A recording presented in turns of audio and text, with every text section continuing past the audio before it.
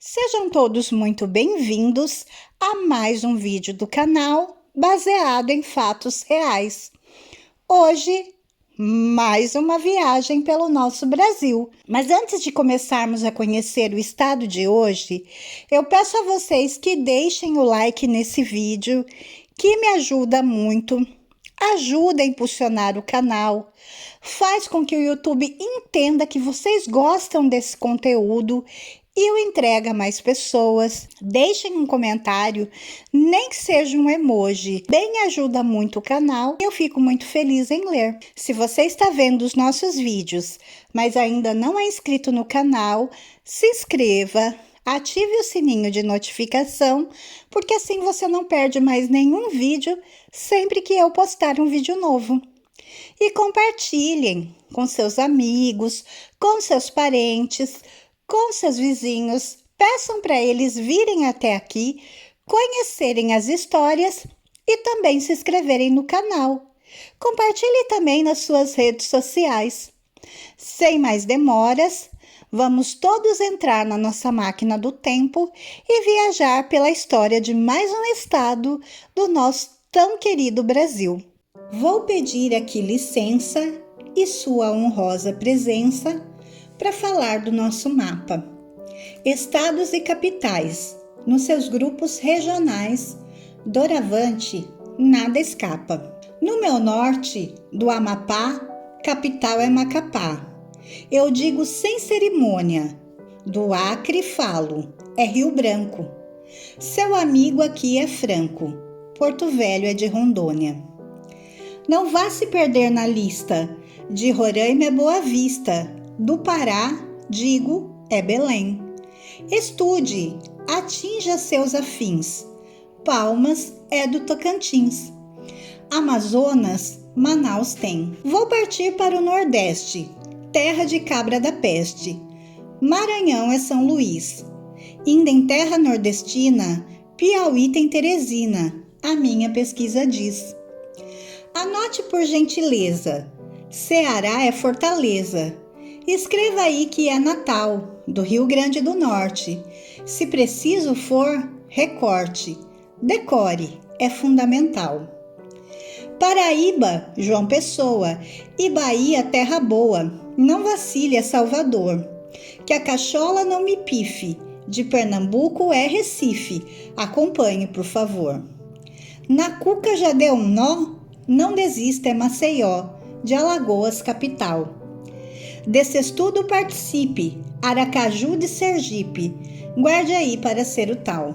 O Sudeste agora é tema, não vai ser muito problema aprender essa lição. Seu mestre não desaponte e lembre, Belo Horizonte, de Minas Gerais, irmão. Vitória, Espírito Santo, Rio de Janeiro, Encanto, a capital não me dá. Seja esperto, agora tente, São Paulo tem igualmente uma capital xará. Para o sul vamos rumar e com certeza gravar. Florianópolis é a de Santa Catarina. Se você se determina, vai ser fácil, tenho fé. Rio Grande do Sul, amigo, Porto Alegre tem, eu digo. Na beira do rio Guaíba, lá embaixo ainda há, no estado do Paraná. Não esqueça, Curitiba. Seu confrade agora avisa, Centro-Oeste finaliza. Não se canse aí, seu moço, o cordel cultura traz. É Goiânia de Goiás, Cuiabá de Mato Grosso. Para tirar a nota azul, do Mato Grosso do Sul, Campo Grande vai dizer. No Distrito Federal, a capital nacional é Brasília, pode crer. Com o roteiro concluído, espero ter atingido a meta, inscrito querido, de levar informação. Foi boa a minha intenção. Usei a rima por meio, em versos fiz um passeio, a todos meu abração. Gerson Brito. O estado que nós vamos conhecer um pouco hoje é o Maranhão. Ele está localizado entre as regiões norte e nordeste do Brasil. O Maranhão possui o segundo maior litoral do país, resultando em uma grande diversidade de ecossistemas. São 640 quilômetros de extensão de praias tropicais, floresta amazônica, diversas variedades de cerrados, mangues, delta em mar aberto e o único deserto do mundo com milhares de lagoas de águas cristalinas. O rei de Portugal, Dom João III, dividiu a região do Maranhão em duas capitanias hereditárias, que o monarca entregou a Aires da Cunha e Fernando Álvares de Andrade no ano de 1535. A partir de então, até os franceses se estabelecerem em 1612, o conhecimento da área não foi tomado por Portugal. Em 1615, no contexto da conquista do Nordeste e conquista da Amazônia, período de combate às forças estrangeiras que estabeleceram fortificações na região, uma expedição com portugueses e brasileiros partiu da capitania de Pernambuco, sob ordem do governador-geral da Armada Conquista do Maranhão, Alexandre de Moura, e liderança de Jerônimo de Albuquerque, visando expulsar os franceses e consolidar o domínio português.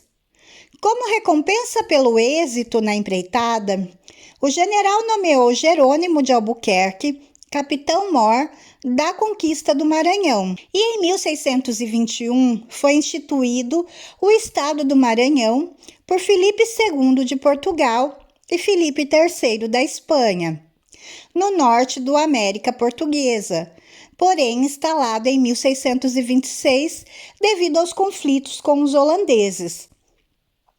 Sendo o novo estado uma colônia independente e autônoma do Estado do Brasil, a criação da capitania do Maranhão ocorreu em paralelo à fundação do Estado do Maranhão, ficando a capitania subordinação ao Estado. Em 1641, os neerlandeses ocuparam a ilha de São Luís, de onde foram expulsos pelos portugueses em 1644, consolidado o domínio português. Em 1654, foi criado o Estado do Maranhão e Grão-Pará, devido ao progresso e ascensão da região de Belém.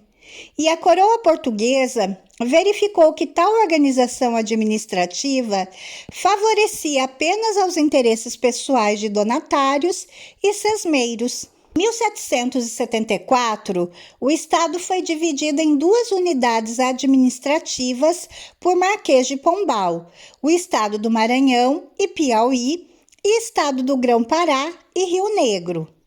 O Maranhão apenas foi conquistado pelo Império do Brasil em 1823, porque Portugal o defendeu muito fortemente. E somente depois que o almirante Lord Cochrane interveio a pedido de Dom Pedro I. Em 1831, foi irrompida a setembrada que pregou que fossem expulsos os portugueses e os frades franciscanos, e em 1838, a Balaiada, um movimento popular que contrariava a aristocracia rural. A economia declinou devido ao fato de que a princesa Isabel aboliu a escravidão, só vindo a recuperação na época da Primeira Guerra Mundial. Na época do descobrimento do Brasil, o atual estado do Maranhão era povoado por diferentes tribos indígenas.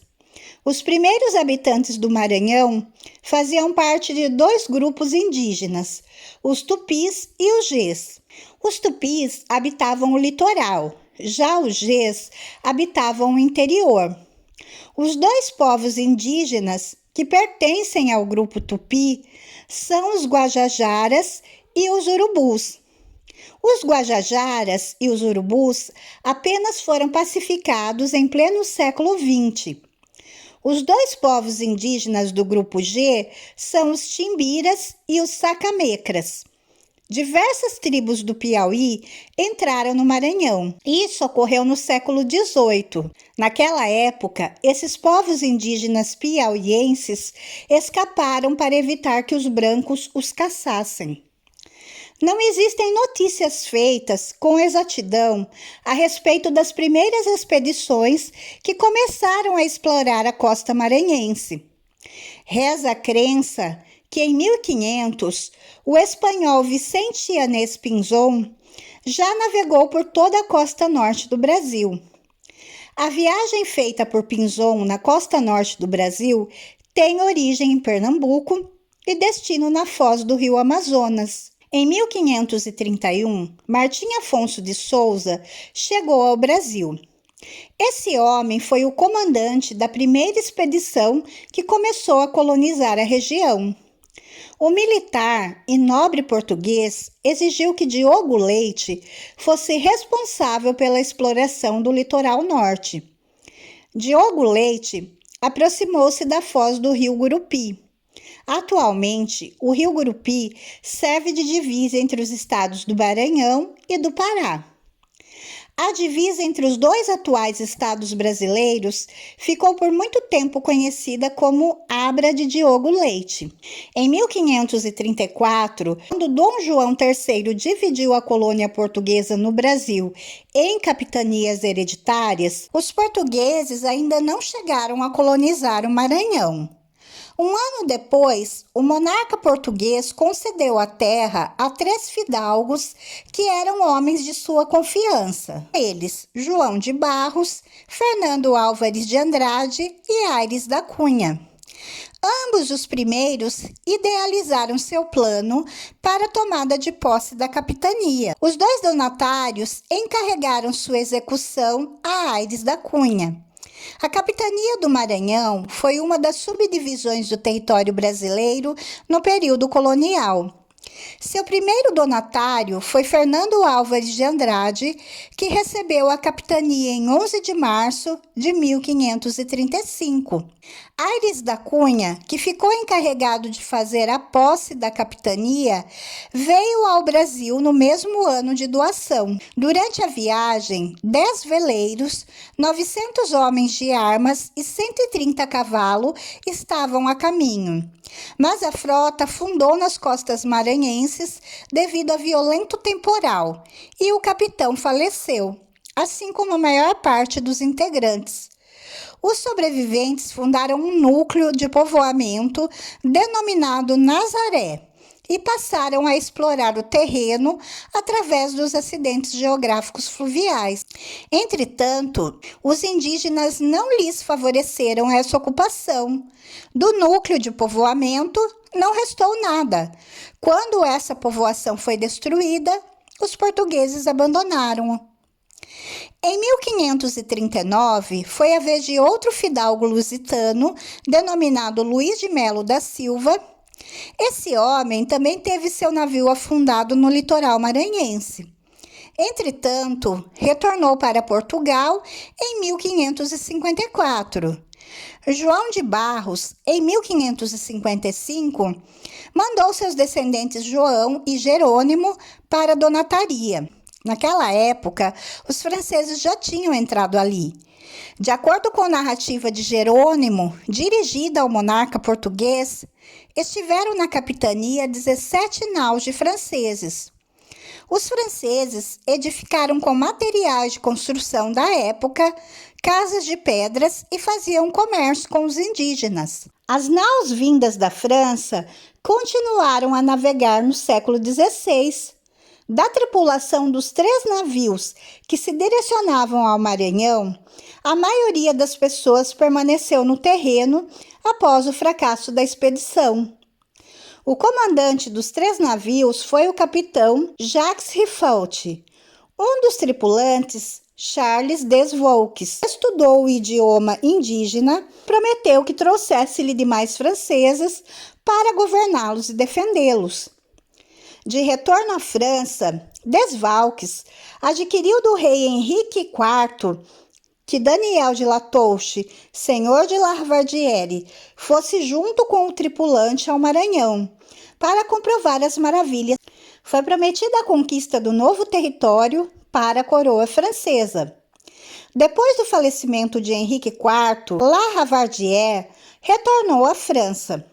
naquele país europeu, lutou num período de 15 anos pelo projeto de fundação da denominada França Quinocial. François de Razilly, senhor de Almelles e Razilly, e Nicolas de Arlay, senhor de Sancy, barão de Molly e de Grosbois, estiveram interessados pelo empreendimento. A rainha regente da França e Navarra, Maria de Médici, permitiu que participassem os religiosos da Ordem dos Frades Menores Capuchinhos na expedição. A esquadra francesa era constituída de 3 navios. Os comandantes dessa esquadra foram La Ravardire e Razilly. Ambos foram solidários com Nicolas de Harlay. A esquadra deixou o porto de Cancale, na atual região francesa da Bretanha, e chegou em 26 de julho de 1612 numa enseada maranhense. Deram o nome de Santana, a ilha de menor porte, onde chegaram a encostar o navio. Ali levantaram a primeira cruz latina, feita de madeira, em solo maranhense. Os tripulantes da embarcação ficaram nessa ilha. Enquanto isso, Charles Deus Vaux começou a conversar com os indígenas na ilha de Upaon-Açu. O segundo nome da ilha foi Ilha do Maranhão e, posteriormente, Ilha de São Luís. Ali, em 12 de agosto, foi celebrada a primeira missa solene. Foi escolhido o lugar da primeira fortificação. Com a cooperação dos indígenas, edificaram a primeira capela. Em 8 de setembro, foi levantada a cruz na ilha de Santana. Abençoou-se o terreno e a fortificação recebeu o nome de Forte de São Luís. A origem do nome da cidade é uma homenagem ao rei santo da França, Luís IX. Esse foi o início da cidade de São Luís. Em julho de 1615, Francisco Caldeira de Castelo Branco, representando a capitania de Pernambuco, exigiu que La Ravardire abandonasse a terra que conquistou. Jerônimo de Albuquerque mudou-se para a ilha, construiu o forte de São José de Tapari e passou a lutar.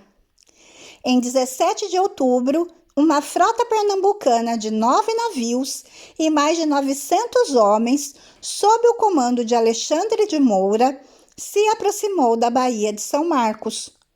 Os portugueses desafiavam assim a fortaleza dos franceses. Durante o confronto entre as tropas francesas e portuguesa, Jerônimo de Albuquerque atacou por terra. La Ravardire não resistiu. Em 3 de novembro, devolveu à colônia o forte, os navios e as armas.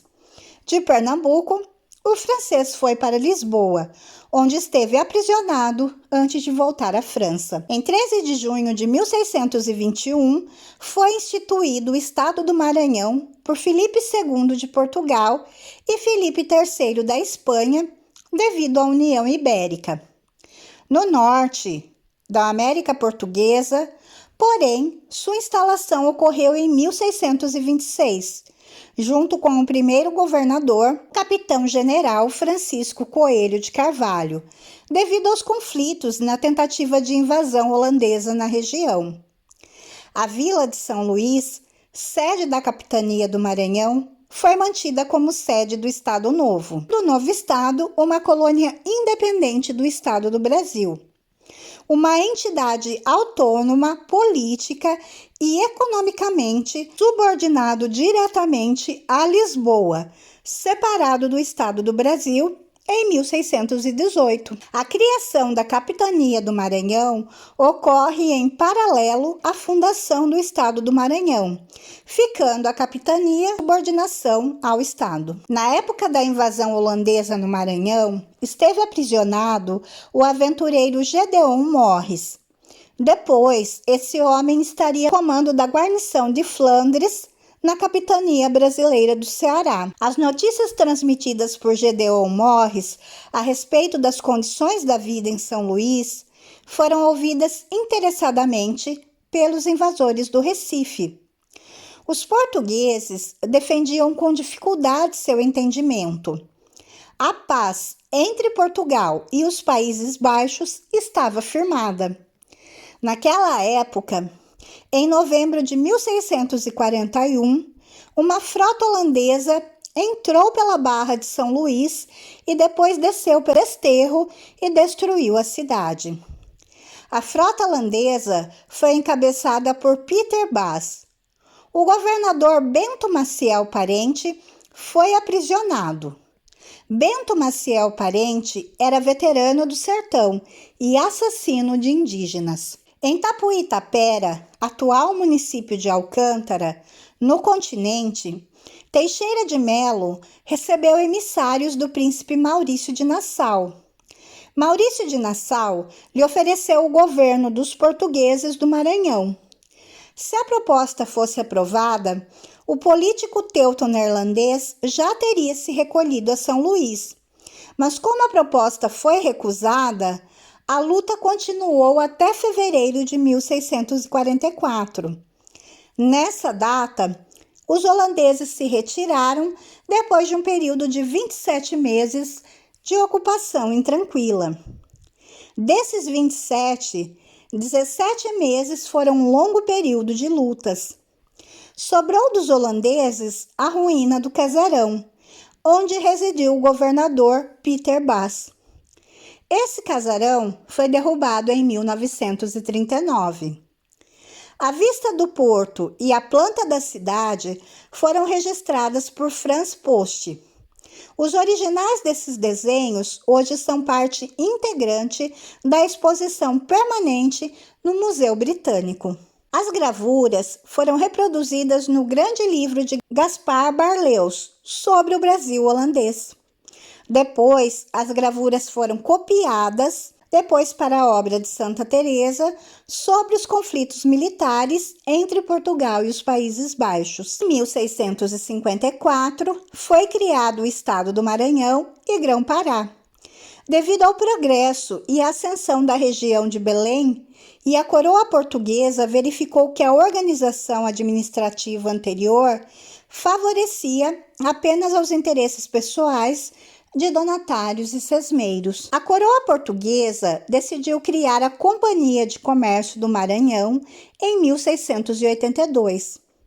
Essa era a fórmula daquela época para o desenvolvimento das regiões que os europeus colonizaram com os seguintes objetivos: o sistema de estanco a ser monopolizado, que teve privilégio garantido para o comércio de produtos primeiramente necessários, a compra exclusiva e obrigatória de toda a produção do Estado e o fornecimento comprometido de escravos vindos da África, mais adequados para a dureza atarefada da agricultura em terras de clima equatorial, como forma de compensação proibitiva da caça ao indígena. Mas a estratégia não surtiu efeito, ou seja, houve a degeneração do sistema. Para a compra, o pagamento do indivíduo, que representava a companhia, era muito barato. A transformação da indignação foi em revolta.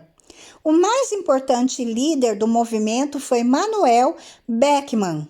Beckmann nasceu em Lisboa. Seu pai era alemão e sua mãe portuguesa.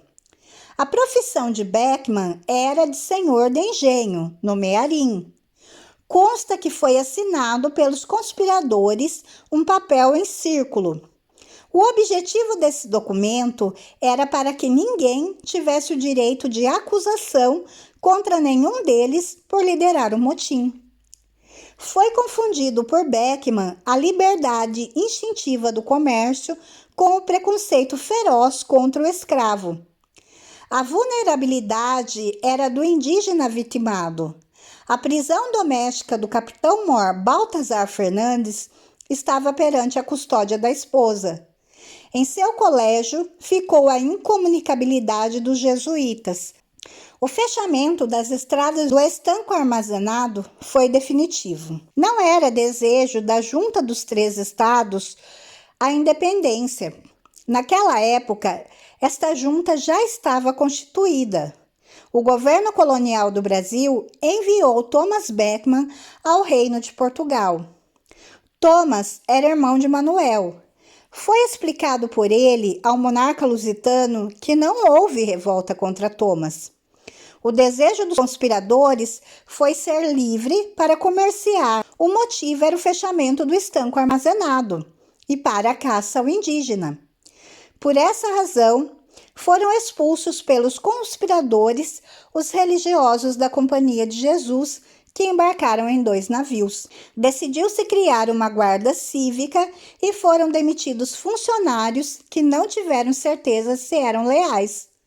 Foi enviado por Beckmann um ministro plenipotenciário a Belém. Manuel Beckmann dirigiu-se a Alcântara. Entretanto, não foi apoiado em ambos os lugares. Não foi aceito por Beckmann uma proposta de corromper o governador Francisco de Sá de Menezes. Entretanto, foi iniciado o fracasso da Chama do Levante. São Luís recebeu o novo governador Gomes Freire de Andrade em 15 de maio de 1685. O militar português era comandante de uma tropa formada por 150 soldados que confraternizaram com os soldados terrestres. Os mais importantes conjurados foram embora. O desembarque foi presenciado por Beckmann e apenas no dia posterior serviu como refúgio seu engenho. Em seu engenho, ocorreu o aprisionamento do líder da revolta. A explicação para o motivo da prisão de Beckmann é essa: traiu seu afilhado Lázaro de Melo. Foi concluído pela abertura da devassa que a introdução e a manutenção do sistema de estanco era sinônimo de calote, engano e hostilidade. Mas Gomes Freire assinou sentença lavrada contra Jorge de Sampaio, Francisco Deiró e Manuel Beckmann. Feita a declaração de culpa desses 3 homens por serem criminosos contra a autoridade real. Veio a fuga de Deiró e seu enforcamento em efígie. O padecimento de Sampaio e Beckmann foi causada pela coragem da pena da morte. Foi declarada a extinção por Gomes Freire do contrato do estanco. Os jesuítas foram devolvidos pela mesma pessoa que extinguiu o estanco e acertado o governo. Em 1751, o estado do Maranhão e Grão-Pará passou a se chamar Estado do Grão-Pará e Maranhão, com capital transferida de São Luís para Belém, devido ao crescimento econômico com a produção de açúcar, algodão, tabaco.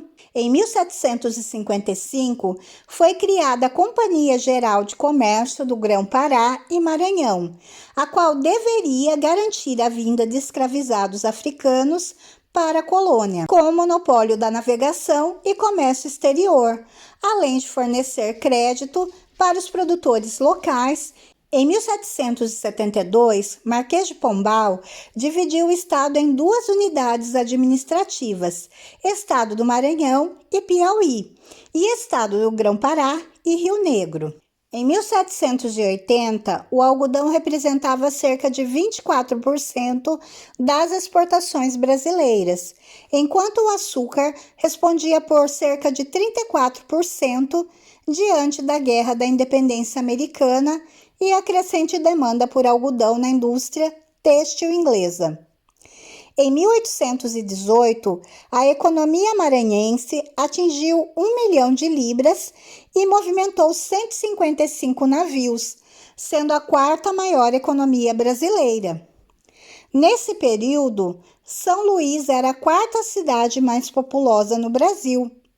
O apogeu econômico desse período pode ser representado com a construção dos casarões do Centro Histórico de São Luís e de Alcântara. A capitania do Maranhão teve como último governador o marechal do Exército de Portugal, Bernardo da Silveira Pinto da Fonseca, considerado um excelente administrador.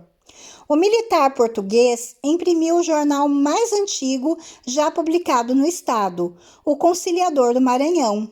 fato que marca a chegada da tipografia em território maranhense.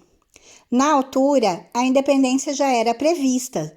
Rebeliões locais contavam com o apoio dos cidadãos do Piauí e os sertanejos cearenses. Estavam presentes em águas maranhenses os navios de Lord Thomas Cochrane, nomeado em 1823 pelo imperador Pedro I do Brasil, comandante da esquadra brasileira. Maranhão possui 217 municípios. O estado tem a fama, entre os maranhenses, de ser o local onde se fala o melhor português do Brasil. A agricultura e a pecuária são atividades importantes na economia do Maranhão, além da pesca, que lhe dá a liderança na produção do pescado artesanal do país. Afinal, o estado possui 640 quilômetros de litoral, o segundo maior do Brasil, que fornece produtos bastante utilizados na culinária regional, como o camarão, caranguejo e o sururu. A cozinha maranhense sofreu influência francesa, portuguesa, africana e indígena. O tempero é diferenciado. No Maranhão, é marcante a presença de peixes e frutos do mar, como camarão, sururu, caranguejo, siri, pescada, robalo, tainha, curimbatá, mero, surubim e outros peixes de água doce e salgada.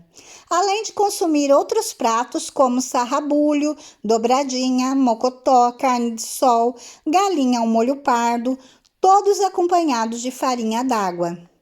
Da farta cozinha maranhense, destaca-se o arroz de cuchá, símbolo da culinária do Maranhão, feito com uma mistura de gergelim, farinha seca, camarão seco, pimenta de cheiro e o ingrediente especial, a vinagreira, que é uma hortaliça de origem africana muito comum no Maranhão. Dentre os bolos consumidos pelos maranhenses, podem ser destacados o bolo de macaxeira e o de tapioca.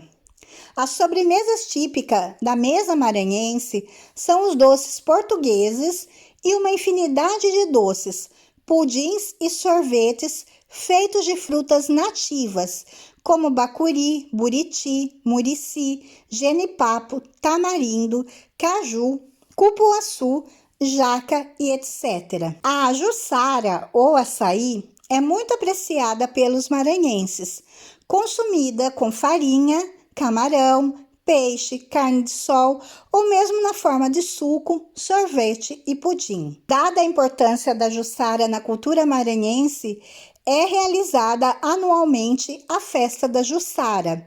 A panelada, um cozido preparado a partir das vísceras da vaca, é popular em Imperatriz, segunda maior cidade no interior do estado, e é oferecida em diversos pontos da cidade. Essa foi a nossa viagem de hoje por mais um estado maravilhoso, o Maranhão, um lindo estado do nosso tão lindo e amado Brasil.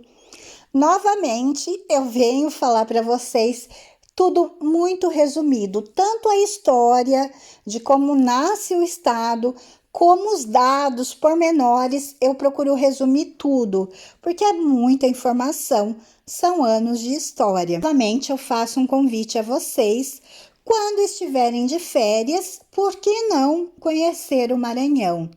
Eu tenho certeza que vocês vão gostar muito de conhecer as belezas naturais, a natureza magnífica que existe naquele estado, histórias desse estado tão lindo e essa culinária magnífica. Eu espero que vocês tenham gostado demais dessa viagem.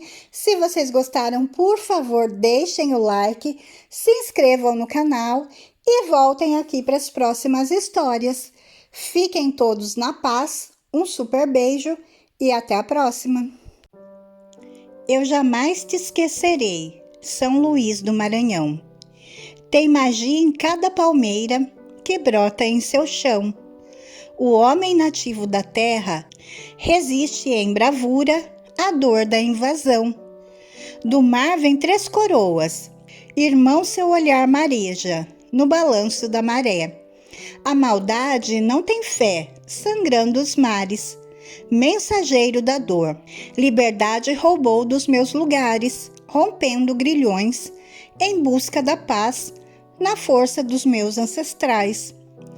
Na casa Nagô, a luz de Xangô, axé, mina, gegé em ritual de fé. Chegou de Daomé, chegou de Abeokuta, toda a magia do vodú e do orixá. É rainha Ubumba meu boi, vem de lá. Eu quero ver o casumbá, sem a serpente acordar. Hoje a minha lágrima transborda todo o mar, fonte que a saudade não secou. Ó Ana, assombração na carruagem, os casarões são a imagem da história que o tempo guardou. No rádio reggae do bom, marrom é o tom da canção. Na terra de encantaria, a arte do gênio João. Meu São Luís do Maranhão, poema encantado de amor, onde canto sabiá, onde canto beija-flor.